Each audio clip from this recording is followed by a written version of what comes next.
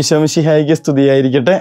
കഴുത്തറുത്ത് കൊല്ലപ്പെടുന്ന നേരത്ത് പോലും അവരുടെ ചുണ്ടുകളിൽ ഒരു മന്ത്രം പോലെ നിറഞ്ഞു നിന്നിരുന്നത് ഒരു ഏറ്റുപറച്ചിലായിരുന്നല്ലോ, ജീസസ് ഐ ലവ് യു. അതൊരിടത്ത് 3 ചെറിയ പെൺകുട്ടികളാണെങ്കിൽ മറ്റൊരിടത്ത് 21 ചെറുപ്പക്കാരായിരുന്നു. ക്രിസ്തുവിന് വേണ്ടി ജീവൻ കൊടുക്കാനും മാത്രം ഇങ്ങനെ സ്നേഹം പുലർത്തിയ മനുഷ്യർ.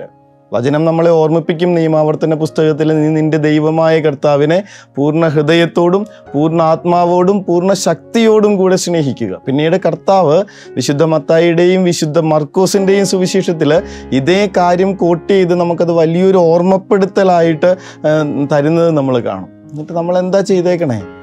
ഈശോയ്ക്ക് വേണ്ടിയിട്ട് എന്താ മാറ്റി വെച്ചേക്കണേ? ഒരിത്തിരി സമയം കൊടുക്കാൻ, ഈശോയ്ക്ക് വേണ്ടി പ്രിയപ്പെട്ട ഒത്തിരി ഭക്ഷണ സാധനങ്ങളൊന്നും മാറ്റിവെക്കാൻ വരെ നമ്മൾ ക്വസ്റ്റ്യൻ ചെയ്യുമല്ലോ. ഉള്ളിലുള്ള വെറുപ്പ് ഉപേക്ഷിക്കാനോ വിദ്വേഷം മാറ്റിവെക്കാനോ ഈശോയുടെ നാമത്തിൽ നമുക്കത് പറ്റാതെ പോകുന്നുണ്ടല്ലോ. Have you ever been beaten for Jesus? ഈശോയ്ക്ക് വേണ്ടി എപ്പോഴെങ്കിലും അടി കൊണ്ടിട്ടുണ്ടോ എന്നുള്ളൊരു മിഷണറിയുടെ ചോദ്യം. പൊരിവെയിലത്ത് പൂർണ്ണ നഗ്നനാക്കപ്പെട്ട് ഇങ്ങനെ ഈശോയ്ക്ക് വേണ്ടിയിട്ട് തല്ലുകൊണ്ട ഒരു മിഷണറി വൈദികൻ നമ്മളോട് ഈ ചോദ്യം ചോദിക്കുമ്പോൾ അത് നമ്മളെ പൊള്ളിക്കുന്നതിൻ്റെ കാര്യം ഇതാണ്, നമ്മൾ അങ്ങനെ ഒന്നും ഈശോയെ സ്നേഹിച്ച് തുടങ്ങിയിട്ടില്ല.